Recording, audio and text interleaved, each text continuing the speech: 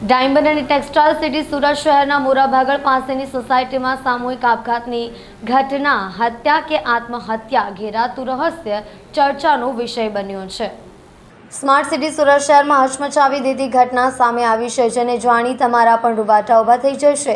સુરતના જહાંગીરપુરામાં એક જ પરિવારના 4 લોકો રાત્રે સૂતા બાદ ઉઠ્યા નહીં। સવારે પરિવારના 4 સભ્યોના મૃતદેહો ઘરમાંથી મળી આવ્યા હતા।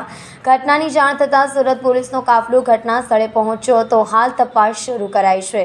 સુરતમાં એક જ પરિવારના 4 સભ્યોના રાત્રે સૂતા બાદ શંકાસ્પદ મોત થયા હોવાનું સામે આવ્યું છે। સુરતના જહાંગીરપુરા વિસ્તારમાં આગની ઘટના બની છે। જોકે મોત પાછળનું સાચું કારણ હજુ બહાર નથી આવ્યું, પરંતુ ફૂડ પોઈઝનિંગની પણ શક્યતા વ્યક્ત કરાઈ છે। હાલ સમગ્ર મામલે સુરત પોલીસ તપાસ કરી રહી છે। મોતને ભેટનાર પરિવાર મૂળ ભાવનગરનો રહેવાસી છે। પરિવારના સદસ્યો આ ઘટનાને ફૂડ પોઈઝનિંગ ગણાવી રહ્યા છે।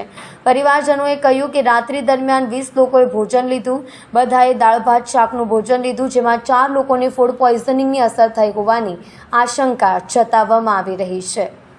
જહાંગીરપુરામાં રાજહંસ રેસિડેન્સીમાં ચાર લોકો મૃતક મળ્યા હતા, જેમના પરિવાર દ્વારા એમને સવારે 9 વાગે એમને ખબર પડી હતી કે એમના માસા અને 3 માસીના મૃત્યુ થયા છે। હાલમાં એમણે તરત 108માં ફોન કર્યો હતો અને પોલીસ ડિપાર્ટમેન્ટમાં જાણ કરી હતી। પોલીસ ડિપાર્ટમેન્ટની ટીમ અત્યારે હાલમાં તપાસ કરી રહી છે। એમણે એફએસએલની ટીમને પણ જાણ કરી છે। એફએસએલની ટીમ આવીને તપાસ કરશે કે કઈ રીતે મૃત્યુ થયા છે। પછી ત્યારબાદ આપણે કોઈક કહી શકાય કે કયા કારણે આ મૃત્યુ થયા છે। શું હોઈ શકે છે કારણ આ રીતે 4 ડેડ બોડી મળવી, કઈ પ્રકારે તપાસ? હાલમાં એ તપાસનો વિષય છે, એટલે અત્યારે તો કંઈ કહી નહીં શકાય, પરંતુ એફએસએલની ટીમ તપાસ કરે છે, સેમ્પલ લેશે, ત્યારબાદ આપણે કોઈ ડિસિઝન પર આવી શકીએ।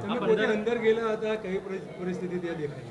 4 બોડી છે, તેમાંથી 2 બોડી જે નીચે ફ્લોર પર છે, જમીન પર, અને 2 બોડી સિટી પર છે, એટલે અસ્તવ્યસ્ત બોડી છે।